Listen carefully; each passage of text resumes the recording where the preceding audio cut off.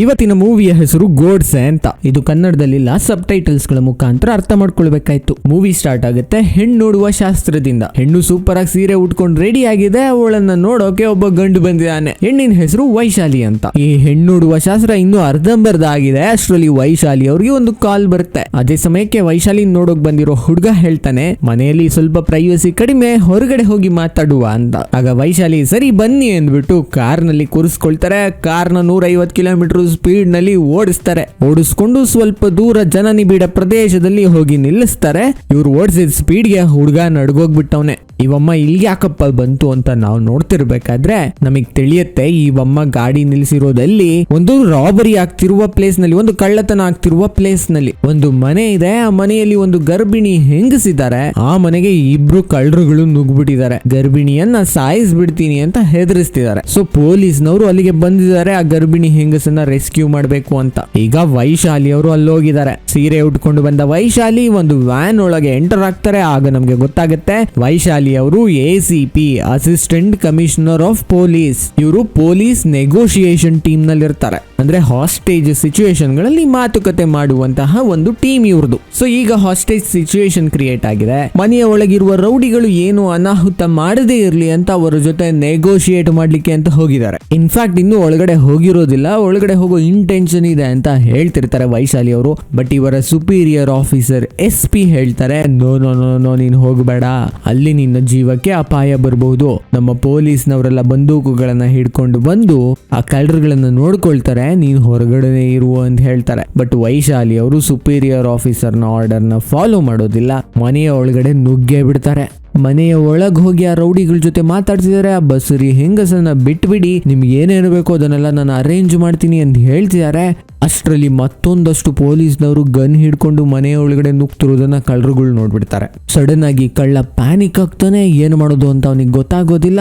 But ಹೊರಗಡೆ ಇರುವ sniper ಪೊಲೀಸರಿಗೆ ಕಳ್ಳನ ಮೇಲೆ ಶೂಟ್ ಮಾಡೋಕೆ ಒಂದು ಒಳ್ಳೆ ಅಪರ್ಚುನಿಟಿ ಸಿಗುತ್ತೆ ಆಗ. ಸೊ ಅವರು ಶೂಟ್ ಮಾಡ್ಬಿಡ್ತಾರೆ. ಈ ಕಳ್ಳನ ಸಹಚರ ಆಗಿ ಏನ್ ಮಾಡ್ತಾನೆ ಅಂದ್ರೆ ಆ ಬಸರಿ ಹೆಂಗಸಿನ ಕತ್ತು ಕೊಯ್ದು ಬಿಡ್ತಾನೆ. ನನ್ನ ಸಹವರ್ತಿಗೆ ಶೂಟ್ ಮಾಡ್ಬಿಟ್ರು ಅನ್ನೋ ಕೋಪಕ್ಕೆ ಕತ್ತು ಕೊಯ್ದು ಬಿಟ್ಟ. ಆಗ ವೈಶಾಲಿ ಆ ಗರ್ಭಿಣಿ ಹೆಂಗಸಿನ ಜೀವವನ್ನು ಉಳಿಸೋಕೆ ಟ್ರೈ ಮಾಡ್ತಾರೆ. ಬಟ್ ಉಳಿಸೋಕೆ ಆಗೋದಿಲ್ಲ. ಗರ್ಭಿಣಿ ಹೆಂಗಸು ಸತ್ತೇ ಹೋಗ್ತಾರೆ. ಇದರಿಂದ ವೈಶಾಲಿಗೆ ಅತೀವ ನೋವಾಗುತ್ತೆ. ತನ್ನ ಕೆಲಸಕ್ಕೆ ರಿಸೈನ್ ಮಾಡಿ ಮನೆಗೆ ಹೋಗ್ತೀನಿ ಅಂತ ಸುಪೀರಿಯರ್ ಆಫೀಸರ್ SP-ಗೆ ಹೇಳ್ಬಿಡ್ತಾರೆ. ಆಗ SP ಬುದ್ಧಿವಾದ ಹೇಳ್ತಾರೆ ವೈಶಾಲಿಗೆ, ನಮ್ಮ ಕೆಲಸ ಸಾಧ್ಯವಾದಷ್ಟು ಜನಗಳನ್ನ ರಕ್ಷಿಸೋದು. ಕೆಲವು ಸಲ ಏನು ಮಾಡೋಕ್ಕಾಗಲ್ಲ, ರಕ್ಷಣೆ ಮಾಡೋಕ್ಕಾಗಲ್ಲ, ಅದಕ್ಕೋಸ್ಕರ ಬೇಜಾರು ಮಾಡ್ಕೊಂಡು ರಿಸೈನ್ ಎಲ್ಲ ಮಾಡಬಾರ್ದು. ಇವಾಗ ನಾನು ಒಂದು 10 ದಿನ ರಜೆ ಮೇಲೆ ಹೋಗ್ತೀನಿ. ಆ 10 ದಿನದ ಟೈಮ್ ಅನ್ನ ನಿನಗೆ ಕೊಡ್ತೀನಿ. ಆ 10 ದಿನಗಳಲ್ಲಿ ನೀನು ಯೋಚನೆ ಮಾಡಿ ನಿನ್ನ ನಿರ್ಧಾರವನ್ನು ತಿಳಿಸು ಅಂತ ಹೇಳ್ಬಿಟ್ಟು SP ಹೋಗ್ತಾರೆ ರಜೆಗೆ. ನೆಕ್ಸ್ಟ್ ಸೀನ್ ಒಂದು ಹೋಟೆಲ್ ನಲ್ಲಿ ನಡೆಯುತ್ತೆ. ಇಲ್ಲಿ ಪರಮಹಂಸ ಮತ್ತೆ ಸತ್ಯಮೂರ್ತಿ ಅನ್ನುವ ಇಬ್ಬರು ವ್ಯಕ್ತಿಗಳು ಊಟ ಮಾಡ್ತಿರ್ತಾರೆ. ಇವರಿಬ್ರು ಸ್ಟೇಟ್ CM ಮತ್ತೆ ರೆವಿನ್ಯೂ ಮಿನಿಸ್ಟರ್ಗೆ ಬಹಳ ಹತ್ರದ ವ್ಯಕ್ತಿಗಳು. ಚೆನ್ನಾಗಿ ದುಡ್ಡು ಲೂಟಿ ಮಾಡಿ ಮಾಡಿ ಹೆವಿ ಗಾಂಚಲಿ ಬಂದ್ಬಿಟ್ಟಿದೆ. ಹೋಟೆಲ್ ನಲ್ಲೆಲ್ಲ ತರಲೆ ಮಾಡೋಕೆ ಶುರು ಮಾಡಿರ್ತಾರೆ. ಈ ದುಡ್ಡು ಲೂಟಿ ಮಾಡೋ ಫ್ರಾಡ್ ಜನಗಳನ್ನೆಲ್ಲ ನೋಡಿದ್ರೆ ನನಗೆ ಸೈಕಾಲಜಿ ಆಫ್ ಮನಿ ಅನ್ನೋ ಪುಸ್ತಕ ನೆನಪಾಗುತ್ತೆ ಗುರು. ಇದವೆ ಯಾಕೆ ಇಷ್ಟೊಂದು ಪುಸ್ತಕಗಳ ಬಗ್ಗೆ ಮಾತಾಡ್ತಿರೋದು ಅಂದ್ರೆ ಕುಕ್ಕು FM ನವರು ಮುಂಬರುವ ವಿಡಿಯೋಗಳಲ್ಲಿ ನಿಮ್ಮ ಫೇವರೇಟ್ ಪುಸ್ತಕಗಳ ಬಗ್ಗೆ ಮಾತಾಡಿ ನಾವು ಸ್ಪಾನ್ಸರ್ ಮಾಡ್ತೀವಿ ಅಂತ ಹೇಳಿ. ಸೊ ಪುಸ್ತಕಗಳ ಬಗ್ಗೆ ನನಗೂ ಇಂಟ್ರೆಸ್ಟ್ ಇರೋದ್ರಿಂದ ವೈ ನಾಟ್ ಅಂತ. ಸೊ ಈ ಸೈಕಾಲಜಿ ಆಫ್ ಮನಿ ಪುಸ್ತಕದಲ್ಲಿ ಹೇಳ್ತಾರೆ ದುಡ್ಡು ಮನುಷ್ಯನನ್ನ ಹೇಗೆ ಬದಲಾಯಿಸ್ಬಿಡುತ್ತೆ ಅಂತ. ಬಟ್ ಇದರಲ್ಲಿ ಒಂದು ಕೀ ಪಾಯಿಂಟ್ ಅಂದ್ರೆ ನೀನು ದುಡ್ಡಿಗೆ ಎನಫ್ ಇಸ್ ಎನಫ್ ಅಂತ ಹೇಳೋದನ್ನ ಕಲ್ತ್ಕೋ ಅಂತ. ಫಾರ್ ಎಕ್ಸಾಂಪಲ್, ಯಾರೋ ಒಬ್ಬ ವ್ಯಕ್ತಿಯ ಹತ್ರ 10 ಕೋಟಿ ರೂಪಾಯಿ ಇದೆ. ಗುರು ನಿನ್ನ ಹತ್ರ ಆಲ್ರೆಡಿ ಕಾರ್ ಇದೆ, ಬಂಗ್ಲೆ ಇದೆ, ಜೊತೆಗೆ 10 ಕೋಟಿ ಎಕ್ಸ್ಟ್ರಾ ದುಡ್ಡು ಬೇರೆ ಇದೆ. ಇದು ಸಾಕಾಗಲ್ಲ ಅಂತ 100 ಕೋಟಿ ಮಾಡೋಕ್ ಹೋಗೋದು, 1000 ಕೋಟಿ ಮಾಡೋಕ್ ಹೋಗೋದು. ಮಾಡ್ತಾ ಮಾಡ್ತಾ ಏನೋ ಫ್ರಾಡ್ ಮಾಡ್ಬಿಡೋದು. ಈ ತರಹದ ತರಲೆ ಕೆಲಸಗಳನ್ನ ನಿಲ್ಲಿಸಿ. ಅಷ್ಟೊಂದು ದುಡ್ಡನ್ನ ಲೂಟಿ ಮಾಡಿ ಏನ್ ಮಾಡ್ಕೊಳ್ತೀರಿ? ಅಗತ್ಯಕ್ಕಿಂತ ಹೆಚ್ಚು ದುಡ್ಡಿದ್ರೆ ಅದು ಪ್ರಯೋಜನಕ್ಕೆ ಬರೋದಿಲ್ಲ.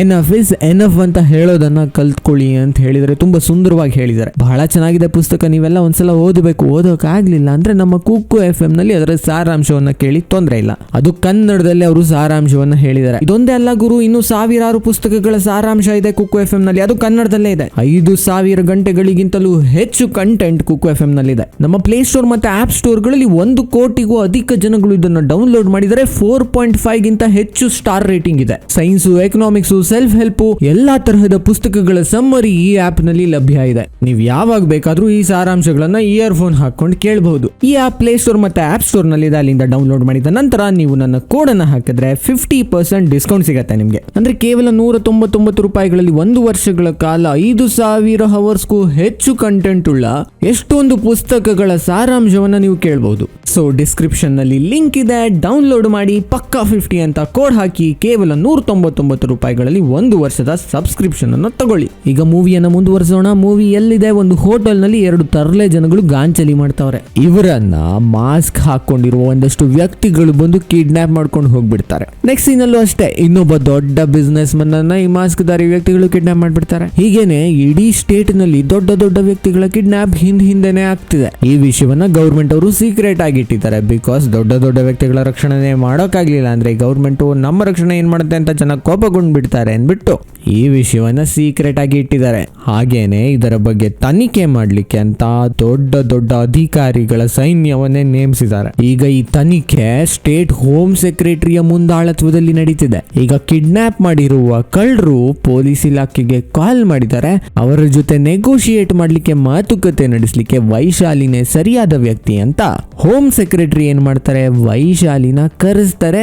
ಒಂದಷ್ಟು ಜನ ಪೊಲೀಸ್ನವ್ರನ್ನ ಕಳಿಸಿ ಸ್ಟೇಟ್ ಹೋಮ್ ಸೆಕ್ರೆಟರಿನೇ ನನ್ನನ್ನು ಕರೀತಿದಾರಲ್ಲ ಅನ್ನೋ ಗೌರವದಿಂದ ವೈಶಾಲಿ ಅವರು ಹೋಮ್ ಸೆಕ್ರೆಟರಿ ಇರುವ ಪ್ಲೇಸ್ಗೆ ಹೋಗ್ತಾರೆ. ವೈಶಾಲಿ ಅಲ್ಲಿಗೆ ಹೋಗ್ತಿದ್ದಂತೆ ಈಗ ಯಾರೋ ಒಬ್ಬ ಕಾಲ್ ಮಾಡ್ತಾನೆ, ಅವನ ಜೊತೆ ನೆಗೋಷಿಯೇಟ್ ಮಾಡು ಅಂತ ಹೇಳ್ತಾರೆ. ಬಟ್ ವೈಶಾಲಿಗೆ ಯಾರೋನು ಏನಾಗ್ತಿದೆ ಇಲ್ಲಿ ಅನ್ನೋ ವಿಷಯನೇ ಗೊತ್ತಿಲ್ಲ. ಆದ್ರೂ ಸಹ ಒಲ್ಲದ ಮನಸ್ಥಿತಿಯಿಂದ ಕಾಲ್ ಅನ್ನ ಪಿಕ್ ಮಾಡ್ತಾರೆ. ಆ ಕಡೆಯಿಂದ ಮುಖವಾಡ ಧರಿಸಿರುವ ಕಿಡ್ನಾಪ್ ವ್ಯಕ್ತಿ ಮುಖವಾಡವನ್ನ ಕಳಚಿ ನನ್ನ ಹೆಸರು ಗಾಡ್ಸೆ ಅಂತ ಇಂಟ್ರೊಡ್ಯೂಸ್ ಮಾಡ್ಕೊಳ್ತಾರೆ. ಇಂಟ್ರೊಡ್ಯೂಸ್ ಮಾಡ್ಕೊಂಡ ನಂತರ ಗಾಡ್ಸೆ ಅವರು ವೈಶಾಲಿ ಅವ್ರಿಗೆ ಹೇಳ್ತಾರೆ, ನೀನ್ ನೋಡಕ್ ಸಾಕಾಗಿದ್ಯಾ, ಏನ್ ನಿನ್ ಬಾಡಿ ಸೈಜು, ಏನ್ ನಿನ್ ಮೆಜರ್ಮೆಂಟು ಅಂತ. ಅಲ್ಲ ಪಾಪ ಗಾಡ್ಸೆ ಲೇಡೀಸ್ ಟೈಲರ್ ಇರ್ಬೇಕು, ಅದಕ್ಕೆ ಸೈಜು ಮೆಜರ್ಮೆಂಟ್ ಎಲ್ಲ ಕೇಳ್ತೈತೆ, ನಮ್ಗೆ ಯಾಕೆ ಬಿಡಿ ಆ ವಿಷಯ.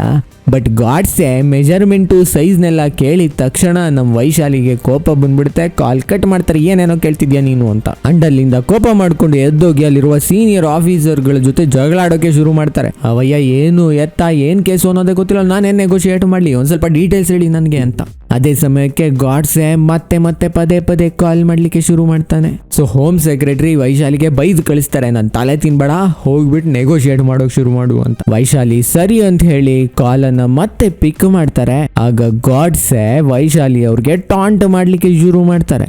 ನನ್ ಜೊತೆನೆ ಆಟಗಳನ್ನ ಆಡ್ತೀಯ ನೀನು, ನಿನಗೆ ಬುದ್ಧಿ ಕಲಿಸ್ತೀನಿ ಅಂತ ಹೇಳಿ ತಾವು ಕಿಡ್ನಾಪ್ ಮಾಡಿರುವ ಒಬ್ಬ ವ್ಯಕ್ತಿಯನ್ನ ಕ್ಯಾಮ್ರಾ ಮುಂದೆ ಕರೆತಂದು ಅವರ ತಲೆಗೆ ಹಾಕಿರುವ ಚೀಲವನ್ನ ತೆಗಿತಾರೆ. ಆಗ ವೈಶಾಲಿಗೆ ಶಾಕು. ಆ ವ್ಯಕ್ತಿ ಯಾರು ಅಂದ್ರೆ ಇವರ ಸುಪೀರಿಯರ್ ಆಫೀಸರ್ SP. 10 ದಿನ ರಜಕ್ಕೆ ಹೋಗ್ತೀನಿ, ನೀನು ನಿನ್ನ ರಾಜೀನಾಮೆ ನಿರ್ಧಾರವನ್ನ ನಂತರ ಹೇಳು ಅಂತ ಹೇಳೋಗಿದ್ರಲ್ಲ, ಅದೇ SP ನ ಕಿಡ್ನಾಪ್ ಮಾಡ್ಬಿಟ್ಟವನೇ ಗಾಡ್ಸೆ. ಇದನ್ನ ನೋಡಿದ ಕೂಡ್ಲೆ ವೈಶಾಲಿ ನೆಗೋಷಿಯೇಟ್ ಮಾಡ್ಲಿಕ್ಕೆ ಶುರು ಮಾಡ್ತಾರೆ ಗಾಡ್ಸೆಯ ಜೊತೆ. ಈ ಮಾತುಕತೆ ನಡೆಯುವಾಗ ಗಾಡ್ಸೆ ಅವ್ರು ಹೇಳ್ತಾರೆ, ವೈಶಾಲಿ ನೀನು ನಾನು ಕೇಳುವ ಪ್ರತಿ ಪ್ರಶ್ನೆಗೆ ಹಾನೆಸ್ಟ್ ಆಗಿ ಉತ್ತರ ಹೇಳ್ಬೇಕು. ಏನಾದ್ರೂ ಸ್ವಲ್ಪನಾದ್ರೂ ಹಾನೆಸ್ಟಿ ತಪ್ಪಿದ್ರೆ ನಿನ್ನ SP ತಲೆಗೆ ಗುಂಡು ಹಾರಿಸಿ ಸಾಯಿಸ್ಬಿಡ್ತೀನಿ.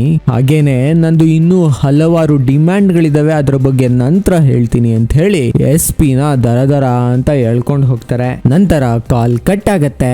ಇದಾದ ನಂತರ ವೈಶಾಲಿ ಅವ್ರಿಗೆ ಮಿಕ್ಕ ಪೊಲೀಸ್ನವರು ತಿಳಿಸ್ತಾರೆ, ಈ ಮಾಸ್ಕ್ ದಾರಿ ವ್ಯಕ್ತಿ ದೊಡ್ಡ ದೊಡ್ಡ ವ್ಯಕ್ತಿಗಳನ್ನ ಕಿಡ್ನಾಪ್ ಮಾಡಿದಾನೆ, ಯಾವ್ದೋ ಒಂದು ಐಲ್ಯಾಂಡ್ ನಲ್ಲಿ ಹೋಗಿ ಸೇರ್ಕೊಂಡಿದ್ದಾನೆ. ಅವನನ್ನು ನಾವೆಲ್ಲ ಹುಡುಕ್ತಿದೀವಿ, ಟ್ರೇಸ್ ಔಟ್ ಮಾಡಿಸಿದೀವಿ. ಒಂದು 5-6 ಅವರ್ಸ್ ಅವನ ಜೊತೆ ನೆಗೋಷಿಯೇಟ್ ಮಾಡಿಬಿಡು, ನಾವು ನನ್ನ ಹುಡುಕಿ ಹೊಡೆದಾಕ್ತೀವಿ ಅಂತ. ಸರಿ, ಗಾಡ್ಸೆ ನೆಕ್ಸ್ಟ್ ಟೈಮ್ ಕಾಲ್ ಮಾಡ್ತಾನೆ. ತನ್ನ ಡಿಮ್ಯಾಂಡ್ ಗಳನ್ನ ವೈಶಾಲಿಗೆ ಹೇಳಲಿಕ್ಕೆ ಶುರು ಮಾಡ್ತಾನೆ. ಇನ್ನ ಡಿಮ್ಯಾಂಡ್ ಗಳನ್ನ ತಿಳಿಸೋ ಮುಂಚೆ ನಾನು SP ಅನ್ನ ನೋಡ್ಬೇಕು, ಅವನನ್ನ ತೋರಿಸು ಅಂತ ವೈಶಾಲಿ ಪ್ರತಿ ಡಿಮ್ಯಾಂಡ್ ಅನ್ನ ಇಡ್ತಾರೆ. ಆಗ ಗಾಡ್ಸೆ ಕ್ಯಾಮ್ರಾನ SP ಹತ್ರಕ್ಕೆ ತಗೊಂಡೋಗ್ತಾನೆ.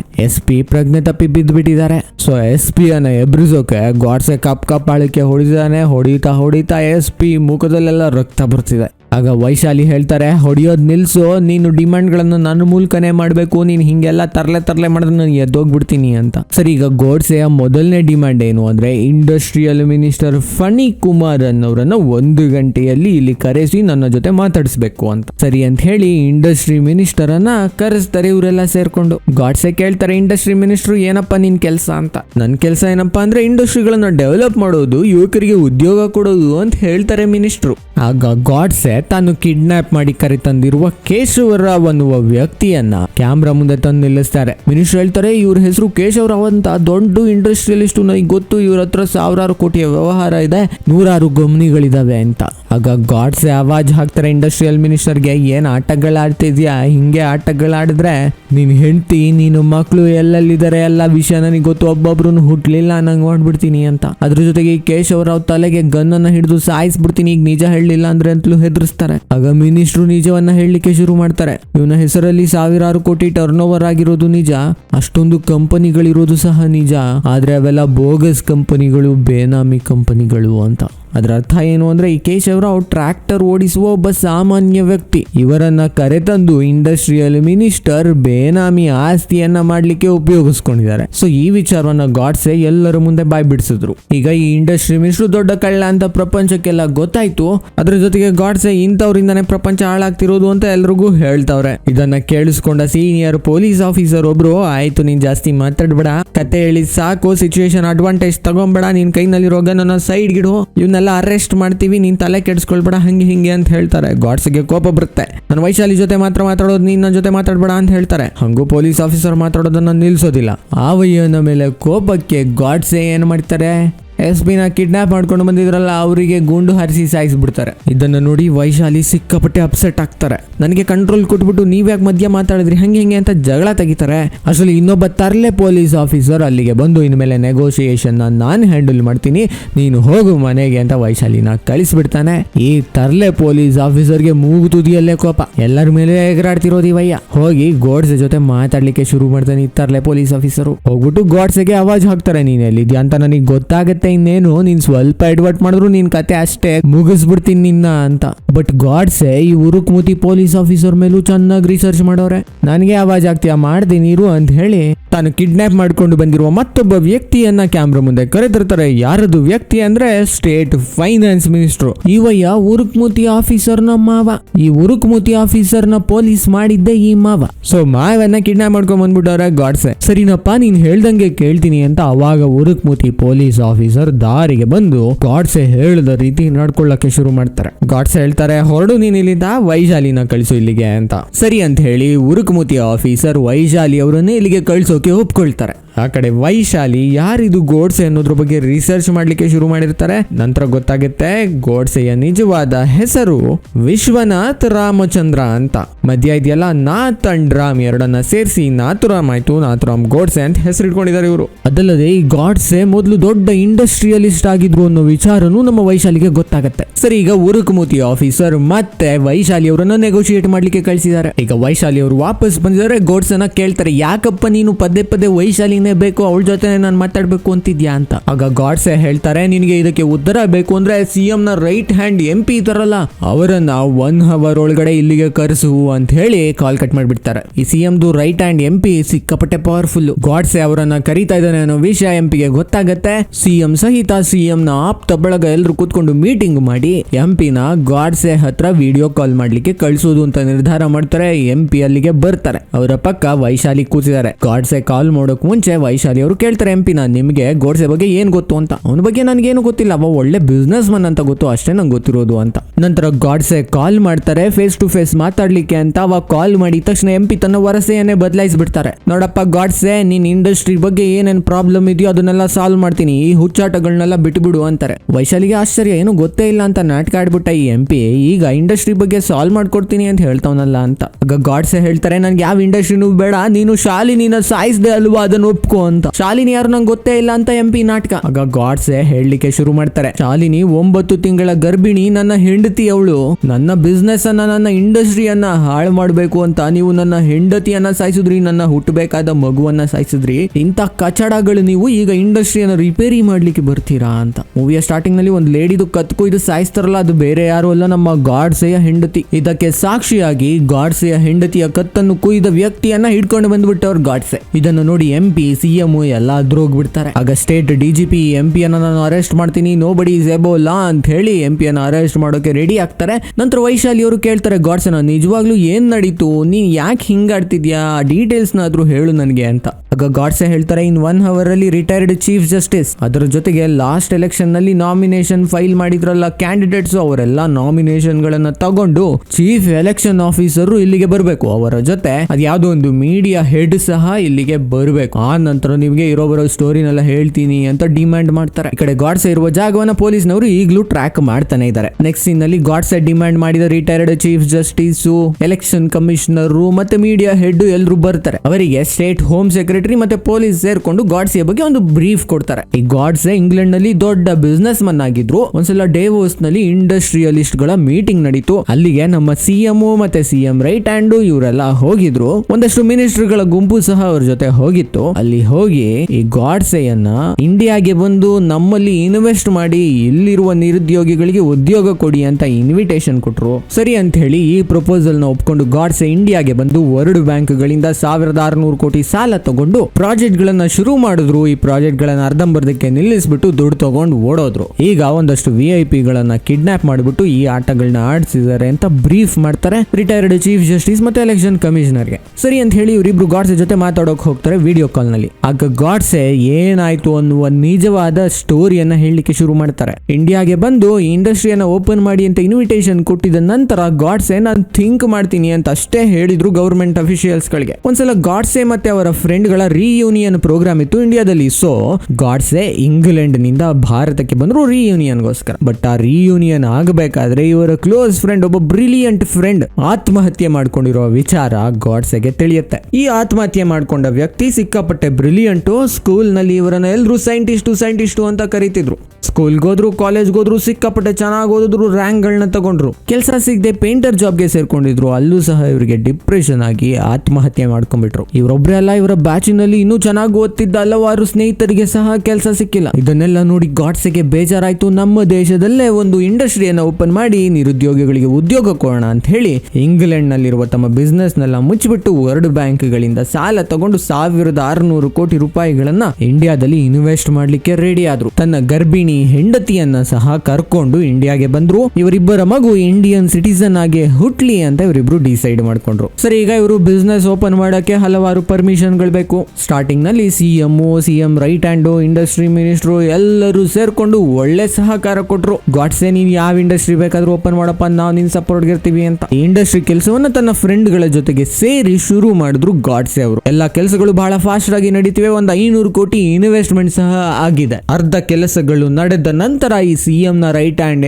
MP ಹೊಸ ವರ್ಷ ತೆಗಿತಾನೆ. ನೀವು ದೊಡ್ಡ ದೊಡ್ಡ ಬಿಲ್ಡಿಂಗ್ ಗಳನ್ನ ಕಟ್ಟಿಸಿದ್ರೆ ಇದಕ್ಕೆ ಎಷ್ಟೊಂದು ಸಿಮೆಂಟ್ ಬೇಕು. ನಂದು ಒಂದು ಸಿಮೆಂಟ್ ಫ್ಯಾಕ್ಟರಿ ಇದೆ. ಆ ಸಿಮೆಂಟ್ ಫ್ಯಾಕ್ಟರಿಯಲ್ಲಿ ಒಂದು 100 ಕೋಟಿ ಇನ್ವೆಸ್ಟ್ ಮಾಡ್ಬಿಡಿ ನೀವು, ಅದರಿಂದ ಸಹ ನಾವು ಎಷ್ಟೊಂದು ಕೆಲಸಗಳನ್ನ ಕೊಡಬಹುದು ಅಂತ ಹೇಳಿದ್ರು. ಸರಿ, ಇದ್ರ ಬಗ್ಗೆ ಥಿಂಕ್ ಮಾಡ್ತೀನಿ ಅಂತ ಗಾಡ್ಸೆ ಅವರು ಹೇಳಿ ಹೋದ್ರು. ಬಟ್ ಈ MP ಕಡೆ ಅವರು ಫೋನ್ ಮಾಡಿ ತಲೆ ತಿನ್ನೋದನ್ನ ನಿಲ್ಲಿಸ್ಲೇ ಇಲ್ಲ. ಇನ್ವೆಸ್ಟ್ ಮಾಡಿ ಅಂತ ಹಾಳು ಬಿದ್ದು ಇಲ್ಲಿ ಫ್ಯಾಕ್ಟರಿ ನೋಡ್ಬಿಟ್ಟು ಇನ್ವೆಸ್ಟ್ ಮಾಡೋಣ ಅಂತ ಫ್ಯಾಕ್ಟರಿ ನೋಡೋಕ್ ಹೋದ್ರೆ ಅವ್ರು ಹೇಳಿದ ಅಡ್ರೆಸ್ ನಲ್ಲಿ ಯಾವ್ದು ಫ್ಯಾಕ್ಟರಿನೇ ಇಲ್ಲ. ಅಂದ್ರೆ MP ಹೇಳ್ತಿರೋದು ನನ್ನ ಹೆಸರಿನಲ್ಲಿರುವ ಬೋಗಸ್ ಫ್ಯಾಕ್ಟರಿಯಲ್ಲಿ 100 ಕೋಟಿ ಇನ್ವೆಸ್ಟ್ ಮಾಡಿ ಅಂತ. ಶೆಲ್ ಕಂಪನಿ ಅದೊಂದು ದುಡ್ಡು ಹೊಡಿಯೋಕೆ ಮಾಡಿರುವ ಮಾರ್ಗ. ಇದೆಲ್ಲ ನಾವು ಮಾಡಕ್ ರೆಡಿ ಇಲ್ಲ ಅಂತ ಗಾಡ್ಸೆ MP ಗೆ ಡೈರೆಕ್ಟ್ ಆಗಿ ಹೇಳ್ಬಿಡ್ತಾರೆ. ಆಗ MP ಹೇಳ್ತಾರೆ, ನೋಡು ನನ್ನ ಎದುರಾಕೊಳ್ಬೇಡ, ಇಡೀ ಗೌರ್ಮೆಂಟ್ ನನ್ನ ಕೈ ಕೆಳಗಿದೆ. ನೀನ್ ಹಿಂಗೆ ಆವಾಜ್ ಹಾಕ್ತಿದ್ರೆ ನಿನ್ನ ಎಂಟೈರ್ 500 ಕೋಟಿ ಕೆಲಸವನ್ನ ಅರ್ಧದಲ್ಲೇ ನಿಲ್ಲಿಸ್ಬಿಡ್ತೀನಿ, ನಿನಗೆ ಏನು ಮಾಡ್ಕೊಳಕ್ ಆಗಲ್ಲ ಅಂತ.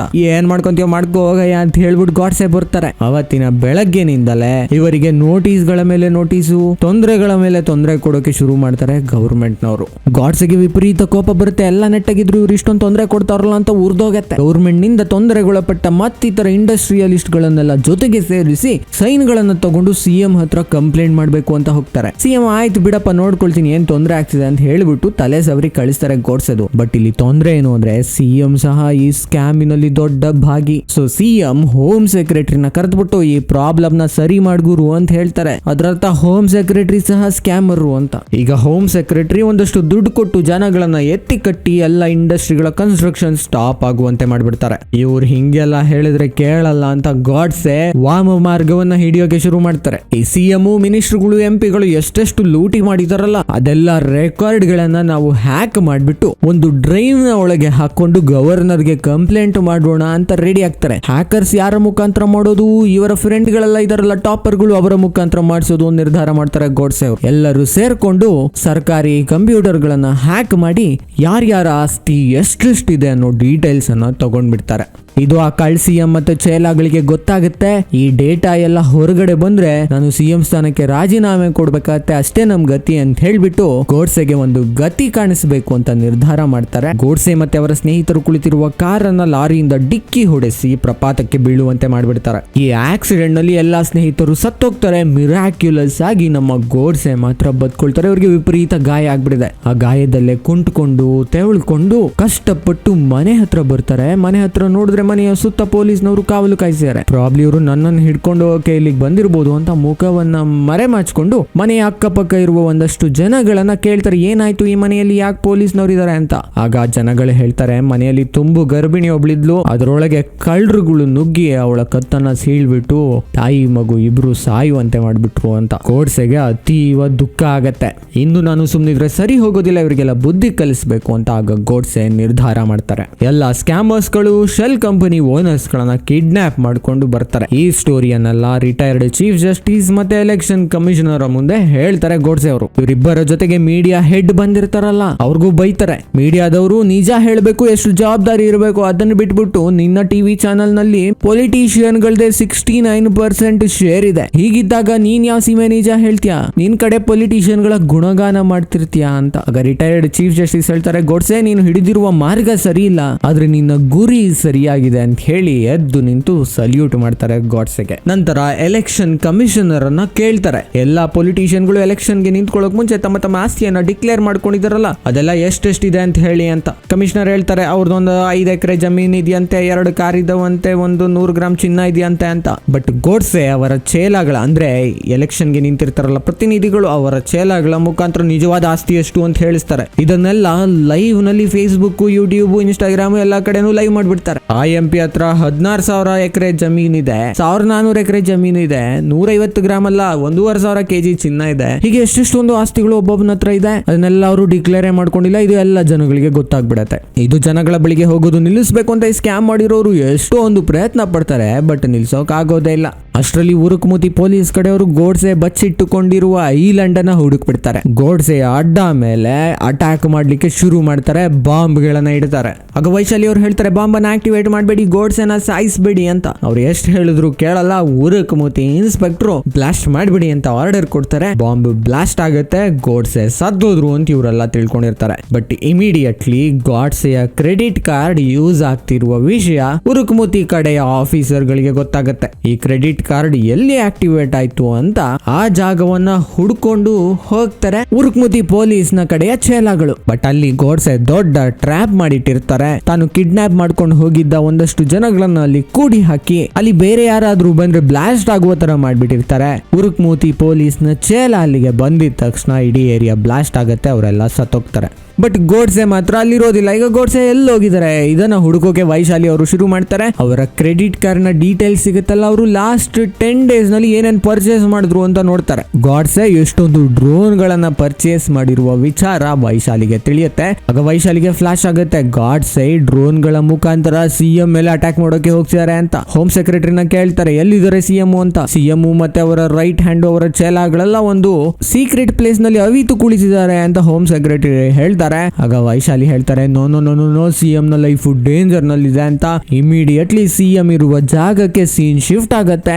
ಅಲ್ಲಿ ಗೋಡ್ಸೆ ಅವರು ಗನ್ ಗಳನ್ನ ತಗೊಂಡು ಡ್ರೋನ್ ಗಳನ್ನ ತಗೊಂಡು ಸುತ್ತ ಇರುವ ಸೆಕ್ಯೂರಿಟಿಗಳನ್ನೆಲ್ಲ ಹೊಡೆದು ಹಾಕಿದ್ದಾರೆ. ತಮ್ಮ ಬಾಡಿಯ ತುಂಬಾ ಬಾಂಬ್ ಗಳನ್ನ ತಗ್ಲಾಕೊಂಡು ಸಿಎಂ ಇರುವ ಜಾಗಕ್ಕೆ ಹೋಗಿದ್ದಾರೆ. ಇದನ್ನ ನೋಡಿ ಸಿಎಂ ಮತ್ತೆ ಚೇಲಾಗಳೆಲ್ಲ ನಡ್ಗೋಗ್ಬಿಡ್ತಾರೆ. ಕೋಟಿ ಕೋಟಿ ದುಡ್ಡನ್ನು ಲೂಟಿ ಮಾಡಿ ಎಷ್ಟೋ ಜನಗಳ ನಿರುದ್ಯೋಗಕ್ಕೆ ಕಾರಣ ಆಗಿದ್ದೀರಾ. ನೀವುಗಳು ಮಾತ್ರ ಚೆನ್ನಾಗಿ ಮೇಯ್ದು ಜನಗಳು ಹಸಿವೆಯಿಂದ ಸಾಯುವಂತೆ ಮಾಡಿದ್ದೀರಾ. ನಾನೇನ್ರೋ ಮಾಡಿದ್ದೆ, ನನ್ನ ಫ್ಯಾಮಿಲಿನೆಲ್ಲ ಯಾಕ್ರೋ ಹಾಳು ಮಾಡಿದ್ರಿ, ಎಷ್ಟೋ ಇನ್ನೋಸೆಂಟ್ ಗಳ ಜೀವನ ಯಾಕ್ರೋ ತೆಗಿತೀರಾ ನಿಮ್ಮ ದುಡ್ಡಿನ ಆಸೆಗೆ ಅಂತ ಹೇಳಿ ನಾಚಿಕೆ ಆಗಬೇಕು ನಿಮ್ಗೆ ಅಂತ ಚೆನ್ನಾಗಿ ಬೈತಾರೆ. ನಿಮ್ಮಂತವ್ರು ಇದ್ರೆ ದೇಶ ಉದ್ಧಾರ ಆಗಲ್ಲ, ನೀವೆಲ್ಲ ಸತ್ತೋಗ್ಬಿಡ್ಬೇಕು, ಒಳ್ಳೆಯ ಮನುಷ್ಯರು ನಿಮ್ಮ ಜಾಗಕ್ಕೆ ಬರ್ಬೇಕು ಅಂತ ಹೇಳಿ ತಮ್ಮ ಬಾಂಬ್ ಅನ್ನ ಕಿತ್ತವರ ಮೇಲೆ ಹಾಕಿ ಜೈ ಹಿಂದ್ ಅಂತ ಹೇಳಿ ಬಾಂಬ್ ಅನ್ನ ಬ್ಲಾಸ್ಟ್ ಮಾಡ್ಬಿಡ್ತಾರೆ. ಅವರ ಸಹಿತ ಸಿಎಂ ಮತ್ತೆ ಅವರ ಚೇಲಾಗಳೆಲ್ಲರೂ ಸತ್ತೋಗ್ತಾರೆ. ಅದರ ಜೊತೆಗೆ ತಮ್ಮ ಸಹವರ್ತಿಯ ಮೂಲಕ ಸ್ಟೇಟ್ ನಲ್ಲಿರುವ ಎಲ್ಲ ಭ್ರಷ್ಟಾಚಾರಿಗಳ ಡೀಟೈಲ್ ಅನ್ನ ಒಂದು ಡ್ರೈವ್ ಗೆ ಹಾಕಿ ಅದನ್ನ ವೈಶಾಲಿ ಅವರ ಕೈಗೆ ತಲುಪುವಂತೆ ಮಾಡಿರ್ತಾರೆ ಗಾಡ್ಸೆ ಅವರು. ಈ ಡ್ರೈವ್ ಅನ್ನ ತಗೊಂಡು ವೈಶಾಲಿ ಅವರು